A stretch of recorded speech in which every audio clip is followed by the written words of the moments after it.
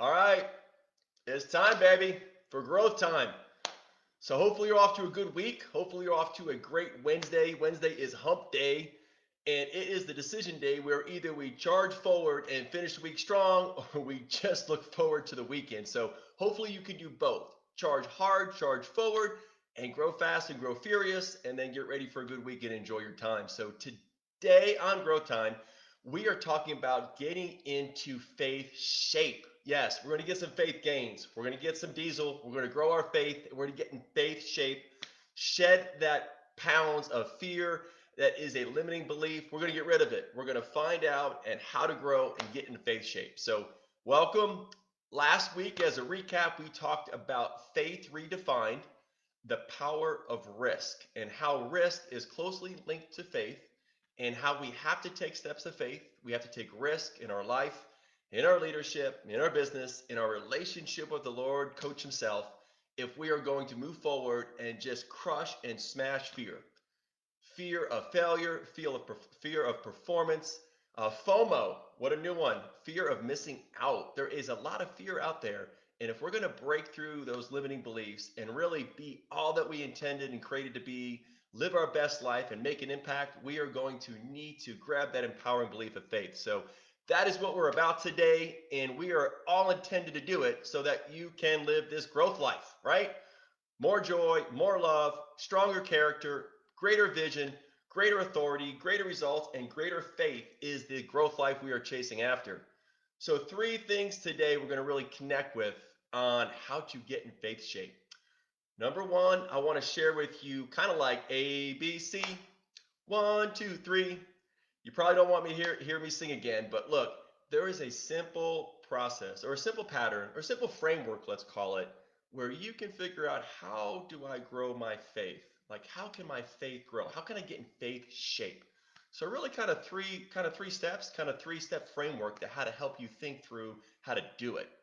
Two, I'm going to piggyback on a Jesus story we talked about last week about Peter getting out of the boat and how the faith is related to that in terms of growing and getting in faith shape.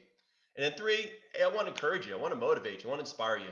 Heck, I want to motivate and inspire myself so that we can move forward by faith. We can move forward and just conquer this limiting belief of fear and really live our best life and really make an awesome impact. So that's the journey today. And we will start with ABC, baby. One, two, three.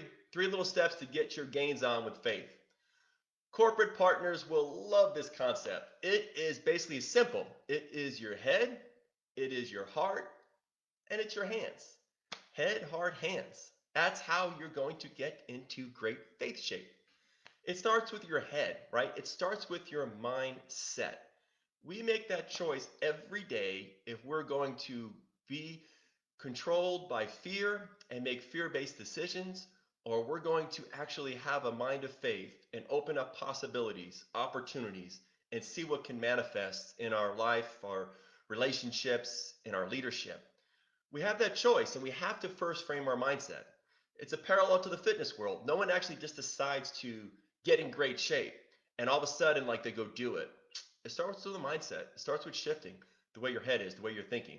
So, willingness to take steps of faith, to actually play in this world of risk, out of that comfort zone, out of that secure, out of that land where things can be held together in your world, and into the unknown, but into the realm of possibilities and different things that can manifest by getting into risk. So, number one is your head. Starts with your head, starts with your mindset, and you can choose that. That's what's great. You could wake up every day and say, I'm going to put a mindset of faith on today. I'm going to be willing to take some risk where I haven't before. I'm willing to say something. I'm willing to speak up. Starts with your mindset. Number two, your heart. This one's interesting because within the word heart, there's the word hear and there's the word ear. So it is with our heart that we start to process our journey. And if we can want to get into faith shape, our heart cannot be filled with fear. We're going to have to surrender. We're going to have to let go. Yes, that means letting go of control, things you want to hold on to so tightly. Because fear has a lot to do with loss and a lot to do with constraints and very little to do with what could be gained or what could be grown or what possibilities could be shifted. So having a heart filled with fear, it comes and starts with the heart that's willing to surrender. And if we can get to that spot, and if we can choose to let go, and then we can start to hear, our ear can start to hear the voice of possibilities. See, our heart is that line where if we are willing to cross that line and be open to hope and the hope of what to be gained, we're going to see a change. We're going to see a shift. We'll start to hear the voice of opportunity. It'll awaken us to move forward. And that's key. So in there, we have to deal with our heart, and we can choose that. We can set our heart, we can surrender our heart so that we can hear the voice of opportunity of change. And number three, we got to get in action, ABC, right? We got to get our hands and move forward into action. Yes, get out there and go do it. Otherwise, there's no result, there's no change. Concept is without faith, without doing action, leads to nothing. So faith is the next part where we got to take our faith and get into action, get into movement. So those are the ABCs, let's call it the 1, 2, 3s. Mindset, head, heart, hands, get into motion. And I'll share with you, it is a great kind of biblical model for people who love the scriptures and love God's word. It's the same concept with coach. It's the same concept when you're on coach's team. It's about hearing the coach's voice. It's about getting your mind wrapped around to follow the coach's way. And it's about getting into action. So quick thought here with it. Really, if you want to break it down, in Romans, it talks about the righteous shall live by faith. The righteous shall live by faith. So there is a mindset for people that are wanting to be on coach's team, that are wanting to follow the Lord. It is a mindset that starts with number 1. Number 2 is your heart. In Romans, again, it talks about without faith comes by hearing, and hearing comes from hearing God's word, what the coach is saying to you. So our faith kind of grows, and we get into faith shape as we hear what coach is saying, as we hear what the Lord's saying. And then we go, number 3, into our hands, we put into action. And James talks about faith without works is dead. Faith without moving into action is of no value. Whether you're trying to conquer a limiting belief, whether you're trying to move forward in your relationship with the Lord and get aligned with coach, it's that still same simple process that can empower you, that can get you into faith shape. So let's make it real. Let's go back to a story. Let's go back to the Jesus story we worked with last week about Peter on the boat. So quick recap, disciples, they're out on the boat, big storm, big waves, big sea, big freighties, big scared. Like, look, they're at a point where they're seeing Jesus walk to them on water in a form they've never seen him walk out on to them before.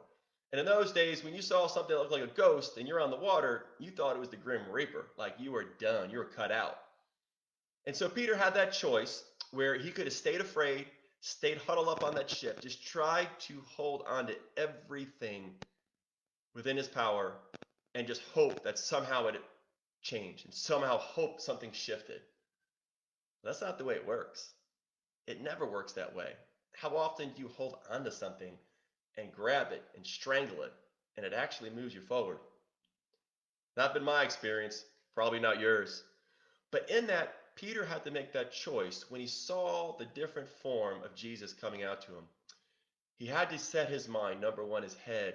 Something had to be different. Something had to change, something had to shift, and it started with his mindset. And that mind and that thought of, I need to leave this land of what I'm holding on to if I'm ever going to see a different possibility, a different future, a different outcome. So he took that notion. He said to it, if it's you, Jesus, tell me to come on out. Take courage at his eyes, what the Lord said. He said, come on out. So we hear that Peter then moved with his heart. He had that heart of hope. He had that heart that said, if I'm hearing the voice and I take this, I'm hoping something will be different. I'm hoping it's better than the circumstance I'm in. If I get out of this boat and I can hope after hearing that voice in my heart and opening up the possibilities, if it just reached Jesus, it's going to be okay. And then number 3, he got into action, like his hands. He actually did something. He got out of the boat. He did it. And I think what a good pattern. What a good way to frame how to get in faith shape. Head, heart, hands. And then the outcome. The outcome's awesome. So once Jesus actually connects with Peter, he does reach down and save him and brings him into the boat. The winds and waves stop. What do you think that did to Peter's faith? Do you think his faith grew? Do you think it stayed the same? Do you think it lessened? Well, the obvious answer is this, that Peter gained confidence, that taking risks, taking steps of faith, getting out of that comfort zone made an impact. He knew God better. He understood the coach better. He understood what the coach was after. And he saw a result. He saw something shift. He saw something change.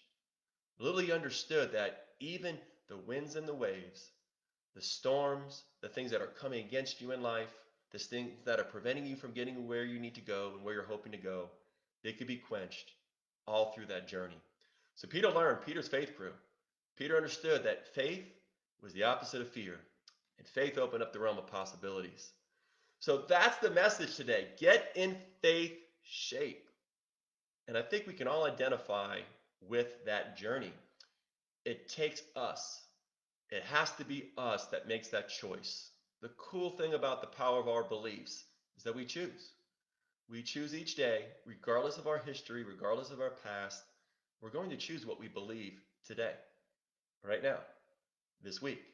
We're going to either choose to live by faith, or we're going to choose to allow fear to conquer our goals, conquer our dreams, break up our relationships, overwhelm ourselves, stress us out. So it's a choice. So I encourage you, strengthen that faith muscle. Strengthen, get in faith shape. Take the next 3 days. Just take 3. I love that number 3. ABC, baby, 1, 2, 3. Take the number 3. Take the next 3 days. And as you go about your day, set your mind on that you are going to take steps of faith. You're going to take risks. You're going to hear the voice of opportunity with your heart. You're going to hope that something can be different in your life or somebody else's by taking those steps, by taking that risk, by breaking out of that shell.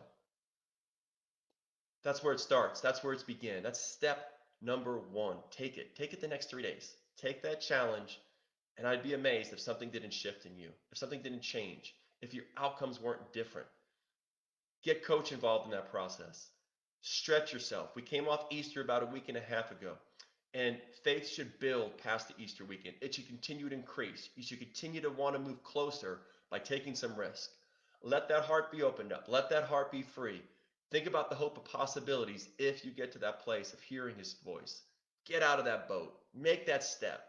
You're going to like the outcome. You're going to move forward. You're going to at least know that you weren't in the same spot you were yesterday. You're in a new spot today. So that is the message today about shedding that fear, getting in faith shape. I love this concept of talking about limiting beliefs and empowering beliefs. Next week, we're going to tackle the imposter syndrome, like self-doubt. Like, don't we all wrestle with trying to get out of our own way with self-doubt? So we're going to tackle that one next week, give you some thoughts, give you some coaching, hopefully continue to move you forward. So that is a wrap, and you will know that it is your time. It is definitely your time to take steps of faith and move in the growth time. Thanks for jumping on, and you guys have a great day, great weekend. Go charge it. Have faith. Faith up, baby. Faith shape. Guns up. It's growth time.